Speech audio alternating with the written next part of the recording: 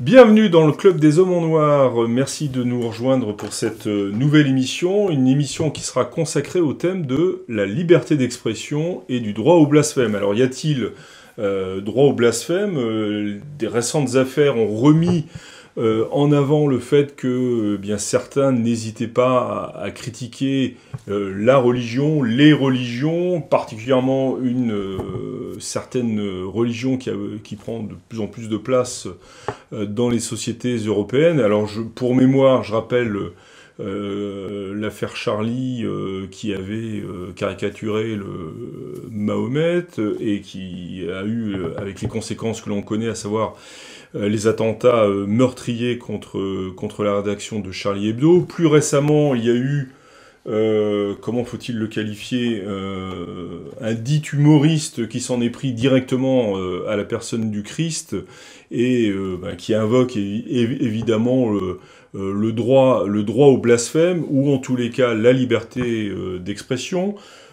Tout récemment encore, l'affaire Mila, cette jeune fille qui a critiqué l'islam et qui revendique le droit au blasphème, nous a valu une réaction de la garde des Sceaux, Nicole Belloubet, qui a affirmé que l'insulte à la religion, c'est évidemment une atteinte à la liberté de conscience, et ces propos ont entraîné une réaction médiatique très forte, et encore plus forte évidemment, sur ces médias très particuliers que sont les dits réseaux sociaux. Alors messieurs, d'abord merci d'être présents à nouveau dans ce Club des Hommes en Noir que vous constituez avec compétence et élégance. Oui, monsieur l'abbé Cellier. J'ai le plaisir donc de recevoir autour de cette table l'abbé Claude Barthes, le père Jean-François Thomas, merci mon père d'être présent, et l'abbé Grégoire Cellier. Merci également à tous les trois de votre présence. Alors, y a-t-il une position de l'Église catholique sur la liberté d'expression, j'ose pas dire sur le droit au blasphème, et ou plus, si vous voulez, commencer en donnant quelques commentaires des affaires que j'ai évoquées au début de cette présentation. Il me semble qu'il y a deux points. Il y a un point d'abord de la loi française, de bien comprendre le mécanisme de la loi française, et ensuite, effectivement, voir la position de l'Église à la fois théorique et dans la pratique. Et aussi vos propres réactions sur ces affaires auxquelles nous sommes confrontés de manière assez régulière. Voilà. Moi, je dirais, donc, si on parle d'un point de vue civil d'abord, d'un point de vue de la loi française, hein, il y a une possibilité de critiquer la religion, parce qu'en fait, la règle actuelle en France, c'est qu'on peut critiquer si c'est un choix de la personne. Ça relève de la liberté d'expression. Si la personne a fait un choix, on peut critiquer son choix. Donc vous pouvez critiquer le fait que je me revendique comme catholique. Par exemple, voilà. Et on ne peut pas critiquer si ce n'est pas un choix. Par exemple, l'orientation sexuelle, la maladie, la race, etc. Et à ce moment-là, vos propos seraient discriminatoires si vous critiquez quelqu'un pour quelque chose pour lequel il n'a pas eu de choix. D'où le fait d'ailleurs que l'humoriste dont on a parlé a été critiqué, parce que dans les injures qu'il émettait contre le Christ, il aussi pouvait être considéré comme homophobe. Voilà, voilà, c'était l'orientation sexuelle étant prise en compte. À ce moment-là, c'est une discrimination. Mais il y a en même temps, et c'est là que dans les discussions, on ne soulève pas, macronien, ça. Voilà, soulève pas la chose. Il y a aussi une question d'ordre public, et l'injure en tant que telle, elle est réprimée. Hein, ne disons pas que... Et c'est très visible dans les pays interreligieux et relativement instables, parce qu'il y a des lois sévères dans ces pays contre l'insulte religieuse pour éviter que ça ne se transforme en guerre civile. Mais parlons de la France. Voilà. Alors, pardon, mais si, je vous interromps parce que vous dites que s'il y a risque de troubles civils, c'est réprimé. Voilà. Quand il y a eu des caricatures par les dessinateurs de Charlie Hebdo, de Mahomet, ça n'a pas été réprimé. Non, mais attention, il y a eu un procès. Il y a eu des procès autour de numéro spécial de Charlie Hebdo. Il y a eu un procès et il y a eu une évaluation de savoir si ce n'avait pas dépassé les bornes. Attention, ne disons pas qu'il ne s'est rien passé. Alors, ces bornes sont certainement trop larges, je n'en disconviens pas, mais ça a été évoqué.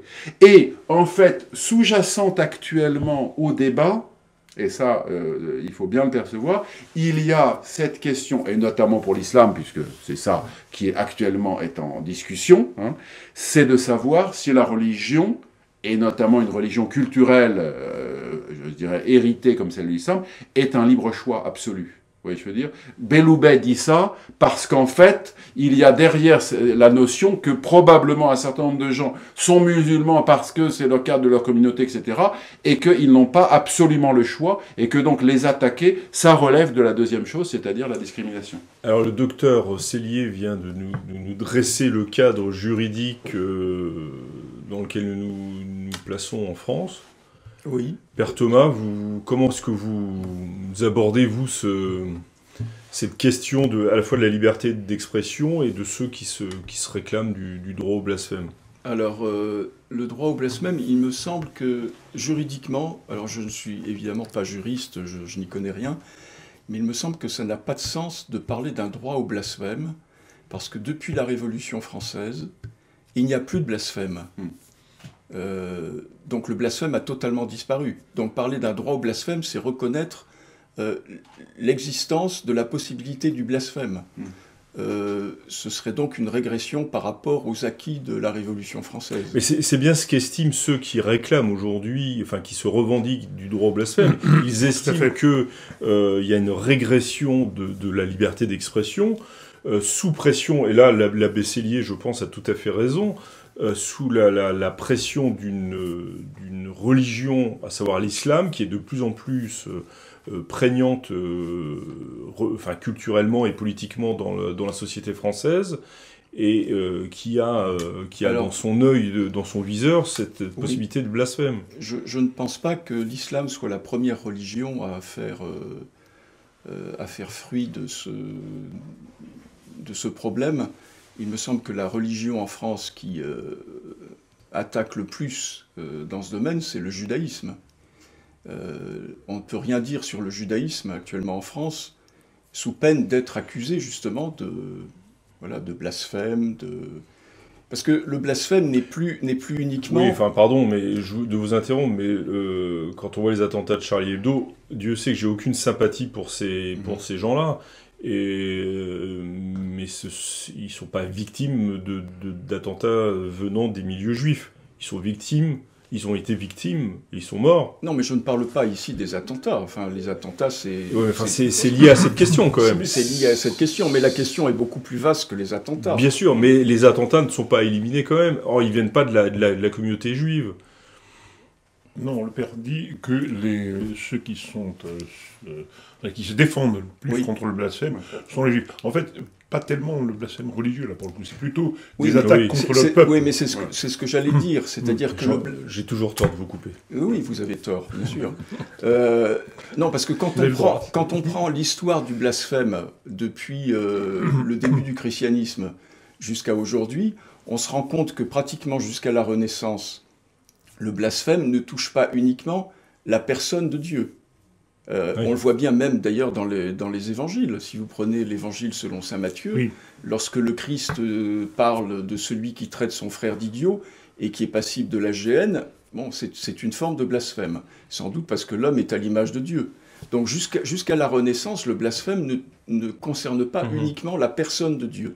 Et on voit bien qu'aujourd'hui, ce qu'on appelle blasphème, ce n'est pas uniquement ce qui concerne la personne de Dieu. Donc, mais le prophète aussi. Voilà, le prophète, ou bien... Enfin, le prophète. Oui. Ou bien des réalités historiques qui ont été sacralisées. Mais c'est vrai aussi pour la République. La République, elle a sacralisé certaines choses, et donc si vous attaquez ces choses, ça va être considéré comme blasphématoire. Comme blasphématoire vis-à-vis de la République. Je ne sais pas, le drapeau, le triomphe, la Marseillaise, le Panthéon, la laïcité, ce qu'on appelle les valeurs de la République. Les valeurs de la République aujourd'hui sont intouchables. Donc voilà, le blasphème maintenant, il s'est étendu sur un champ qui est beaucoup plus large que simplement l'attaque de la divinité de telle ou telle religion. Est-ce que ça veut dire que, puisqu'il y a une extension du champ du blasphème. Du champ du blasphème, exactement. Est-ce que ça veut dire que vous revendiquez comme ayant un droit au blasphème vis-à-vis de certaines... Absolument pas. Je pense les valeurs de la République, pour être très direct.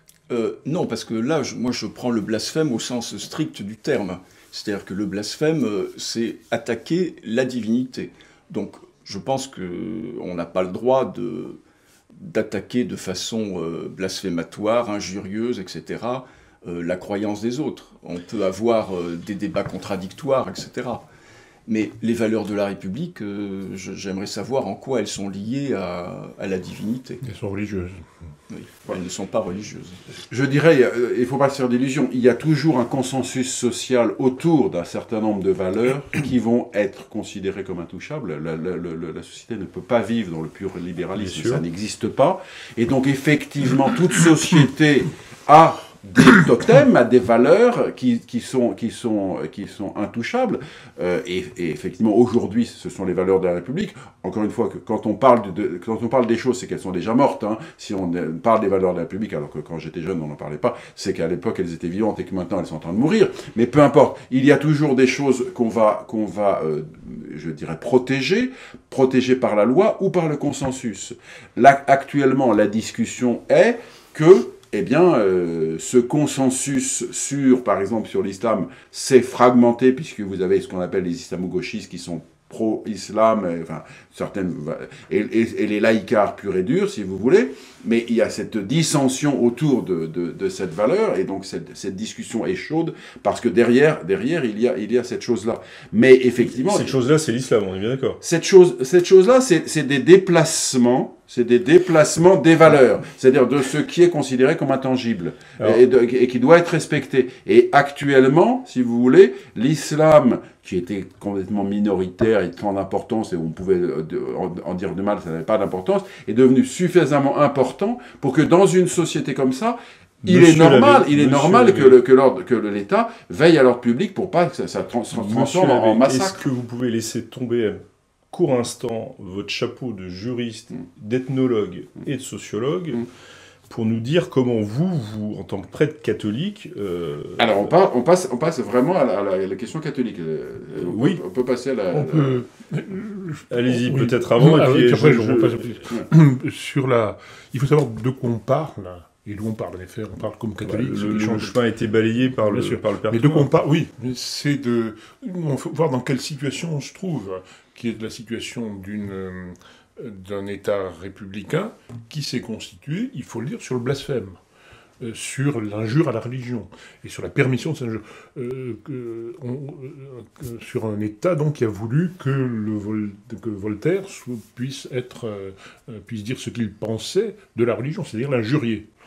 Quand on voit comment la République s'est installée, par exemple au XIXe siècle, quand on étudie les documents paroissiaux, les archives paroissiales, on voit toutes ces affaires qui ont tourné autour des missions paroissiales, avec comment les anticléricaux venaient dans l'église, injuriaient le prédicateur, comment aussi les crucifix qu'on dressait à la fin de ces missions pour bien montrer que la paroisse était redevenue catholique, étaient injuriés, salis, etc.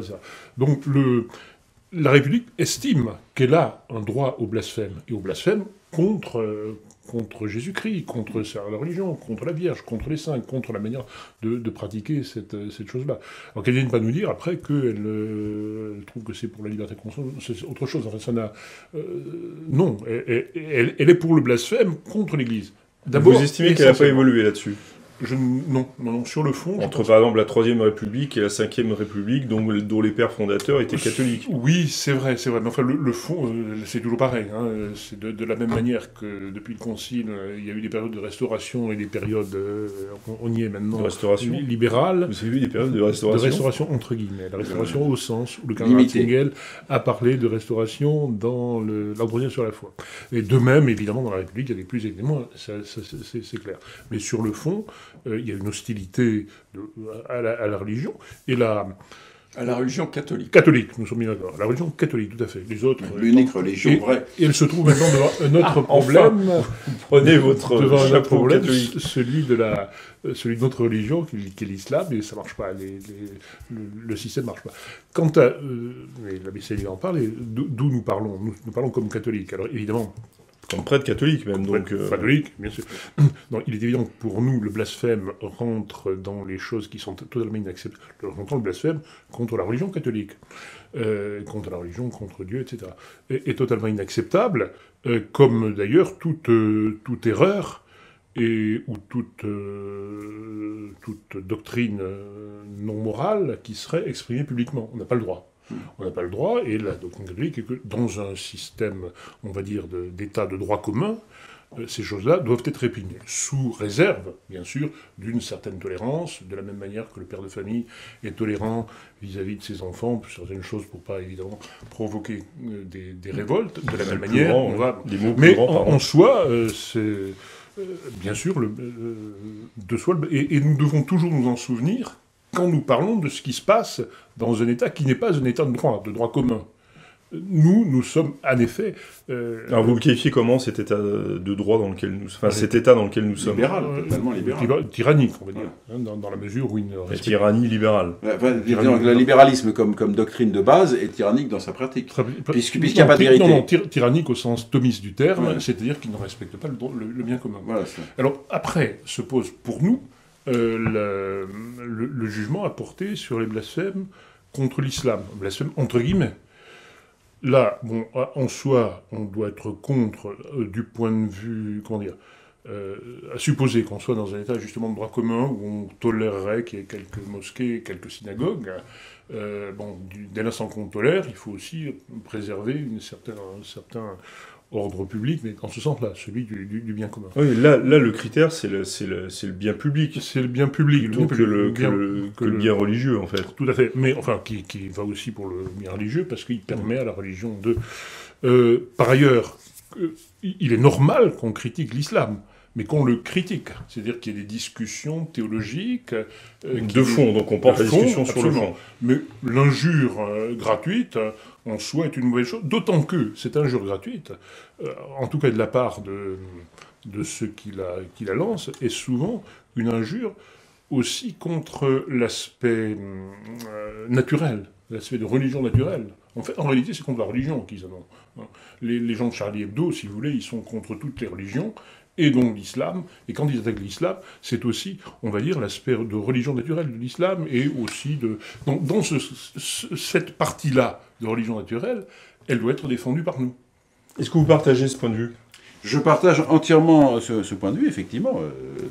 Nous sommes, je dirais, au service de la vérité, et il faut dire la vérité, mais l'injure gratuite, effectivement, est en soi une faute. On ne doit pas injurier les gens, même s'ils sont dans leur tort. On ne doit pas rajouter à ce que nous devons leur dire de vrai une injure en sus.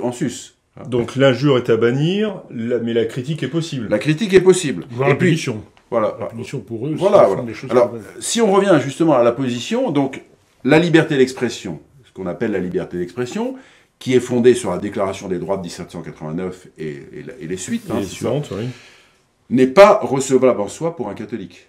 La liberté d'expression fondée sur la Déclaration des droits de l'homme... Alors pourquoi elle n'est pas recevable ? Elle n'est pas recevable parce qu'elle est séparée de toute vérité objective. Or, l'homme est fait pour la vérité. Donc il ne peut s'exprimer que dans le cadre de la vérité.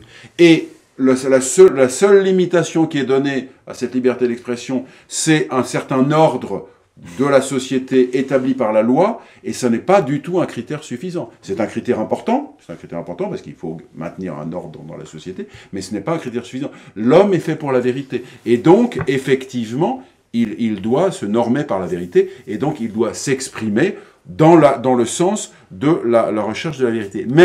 Mais, ceci étant, et ça c'est quand même quelque chose, c'est que si la recherche de la vérité par l'homme n'est pas le dernier mot de la pensée humaine, parce que c'est l'adhésion à la vérité, on recherche la vérité pour adhérer à la vérité.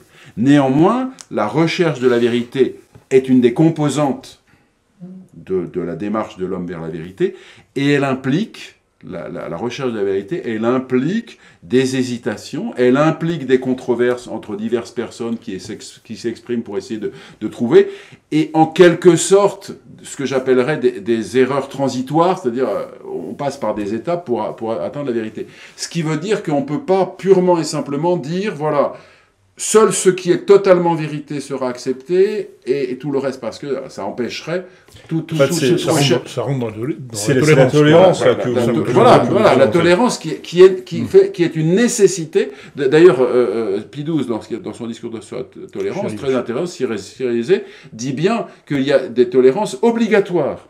Encore une fois, parce que l'homme devant certaines tolérances obligatoires, parce que l'homme devant faire une recherche de la vérité dans un certain nombre de cas, il sera obligé de passer par des vérités partielles qui seront entachées d'erreurs jusqu'à ce qu'il arrive. Donc, je dirais non à une liberté d'expression qui libérée de toute vérité, mais une forme de tolérance. Une forme de tolérance, c'est ce qui vous semble la situation vers laquelle il faudrait aller. Oui, alors là, je suis très claudélien, pour le coup. Vous savez, vous connaissez le mot de Paul Claudel. Oui. Voilà. Mais vous pouvez le rappeler, d'ailleurs. La tolérance, je ne vous demanderai pas de l'expliquer. La tolérance, il y a des maisons pour cela. Voilà. Ce qu'on appelait les maisons dites de tolérance. Qui n'existent plus. Non, mais je suis d'accord avec la présentation de M. l'abbé Barthes et donc pas d'accord avec... et de M. l'abbé Sellier sur, nous sommes consensuels. Sur l'historique, si vous voulez, sur les fondations catholiques à la fois de la conception du blasphème et de la liberté d'expression. Mais la situation actuelle, c'est que l'Église catholique elle-même participe à ce blasphème. Combien de... Attendez, c'est important ce que vous venez de dire. Là. Les mots sont forts en tous les cas. C'est une réalité. Quand je dis l'Église catholique, c'est pas l'Église en tant que telle, c'est évidemment à travers les hommes d'Église. Mais combien d'expositions blasphématoires, de spectacles blasphématoires, de concerts blasphématoires dans les lieux sacrés. Donc dans les églises, vous voulez dire dans les églises, oui. Également, bien souvent, un aspect blasphématoire dans certaines célébrations liturgiques. On peut parler également du blasphème des dernières adorations d'idoles au Vatican. Là, vous parlez de la Pachamama. Oui, et dans d'autres endroits. Donc, l'Église qui, jusqu'à présent, jusqu'à une époque fort récente, avait toujours été du côté de la victime, maintenant se met du côté parfois de ceux qui persécutent. Pardon, mais quand vous dites une époque assez récente, vous la remontez à quand cette époque récente? Est-ce que vous estimez par exemple que la première réunion interconfessionnelle d'Assises. Oui, donc l'époque récente, l'époque récente, c'est jusqu'en 1962. Voilà. D'accord. Voilà. Par exemple, jusqu'au concile. Par exemple, à peu près. Oui, mais ça c'est très important à dire parce qu'en effet, l'Église, les hommes d'Église participent au blasphème par ces choses-là. C'est tolérant, c'est laissé aller. Ces réunions, ces expositions, etc. Mais fondamentalement, ils participent, ces hommes d'Église, par la doctrine qu'ils ont élaborée à Vatican II, à savoir celle de la liberté religieuse, qui justement inverse les choses et fait de la tolérance un droit. Alors, évidemment, dans ces conditions... Alors, libéré de la vérité. Libéré d'un lien intrinsèque avec la vérité. Et avec le petit rattrapage qui est celui du libéralisme, celui de l'ordre public, mais conçu à l'intérieur de ce système-là. Alors, est-ce que le libéralisme de pensée, le libéralisme religieux, est une forme de blasphème ? Oui, ça. Enfin, en tout cas, quelque chose qui permet le blasphème, plus exactement. Donc blasphème comme... en tout cas, qui se libère du lien avec la vérité et avec Dieu, qui se libère d'un point de vue formel, c'est-à-dire qui veut se libérer d'un lien avec la vérité et avec Dieu, et ça, en tant que tel, c'est blasphématoire. C'est une attaque directe à Dieu. Donc la République et la garde des Sceaux et d'autres personnes ne peuvent pas trouver de solution, parce qu'ils sont prisonniers de ce système. Alors, est-ce que l'islam, justement, ne révèle pas à la fois à la République laïque et à l'Église l'islam est providentiel, d'aujourd'hui les contradictions très fortes dans lesquelles... vous diriez depuis Vatican II pour l'Église, la République laïque ou 62, oui, mais ne cachons pas derrière les dates, ou depuis la Révolution française, est-ce que finalement nous sommes dans des sociétés à la fois religieuses et civiles qui sont en pleine contradiction et qui ne peuvent pas résoudre le phénomène qu'est l'islam aujourd'hui? Je pense qu'ils sont effectivement devant une grave difficulté. D'abord parce qu'ils ont accueilli une communauté très importante, massive, de gens qui sont de culture islamique, restons dans de culture, je pense que plus général, et donc effectivement, par rapport à un fonctionnement qui s'était, je dirais, mis en place avec une église gentillette par rapport à une république qui imposait son diktat, parce que c'est comme ça que ça s'est passé dans la réalité, et que maintenant ils sont face à des cultures qui n'ont pas l'intention d'admettre ce système, et aussi que, comme ils n'ont aucun lien avec la vérité, ni, ce qui est très important, depuis, alors là c'est plus récent, ils se sont libérés du lien avec les mœurs, avec l'écoute. Je dirais la société dans son ensemble et l'État s'est libéré du lien avec les mœurs. C'est-à-dire ce qu'on fait et ce qu'on ne fait pas. C'est libéré davantage. Voilà. Et à ce moment-là, où est le critère et comment vous avez une revendication puissante d'une communauté puissante. N'oublions pas qu'aujourd'hui tout le monde discute ceci, cela, mais il va y avoir des élections municipales et les maires, ils marchent sur des œufs par rapport à des électeurs potentiels qui sont importants. Bon. Et donc effectivement, je pense qu'ils sont dans une contradiction. Cette intervention de la garde des Sceaux est très intéressante parce que elle dit quelque chose qu'elle aurait jamais dû dire, mais elle le dit quand même. Je le rappelle, l'insulte à la religion, c'est évidemment une atteinte à la liberté de conscience. Elle aurait jamais dû le dire d'un point de vue formel, si vous voulez, de la loi, etc. Mais elle le dit parce qu'on est rentré dans une nouvelle réalité. Cette puissante communauté identitaire qui a des demandes, qui a des revendications, et ils savent pas comment faire. Est-ce que nous sommes dans une voie, je vais employer des mots un peu exagérés certainement, mais d'une double dimitude, c'est-à-dire que l'Église catholique en France est entre guillemets évidemment dans la dimitude vis-à-vis de la République laïque, et que la République laïque est elle-même en train de se mettre en dimitude par rapport à l'islam. Ben, à partir du moment où vous laissez entrer une grosse communauté, elle prend de la place, c'est tout.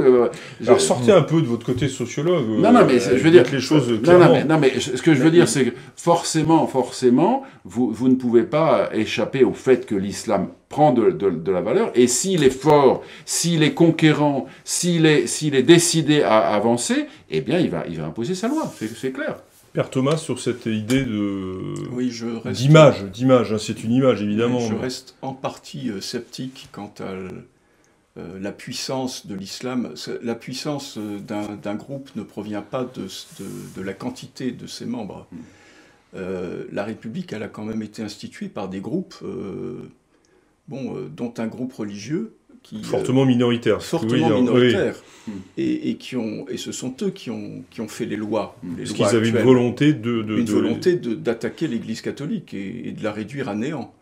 Donc, moi, l'islam, bien évidemment, je ne suis pas pro-islamiste, mais je vois plutôt l'islam comme un instrument providentiel qui nous amènera, si nous le voulons évidemment, si nous avons le désir de nous convertir, qui nous amènera à retrouver notre identité catholique et à retrouver les racines chrétiennes de la France. Alors justement, quand on voit, à propos de l'affaire Mila, les réactions sur les réseaux sociaux, donc je reviens un peu à l'islam, puisque vous parlez d'aspect providentiel, on s'aperçoit qu'une grande partie, pour parler politique, de la droite, et même de la droite, par anti-islamisme radical, réagit fortement en invoquant la laïcité, la liberté de conscience. C'est un vrai scandale. C'est le grand n'importe quoi. Non, mais au-delà du scandale, c'est un scandale de fait. Qui porte au péché, oui. En fait. Non, mais c'est le grand n'importe quoi, parce qu'on voit effectivement ce qu'on appelle une droite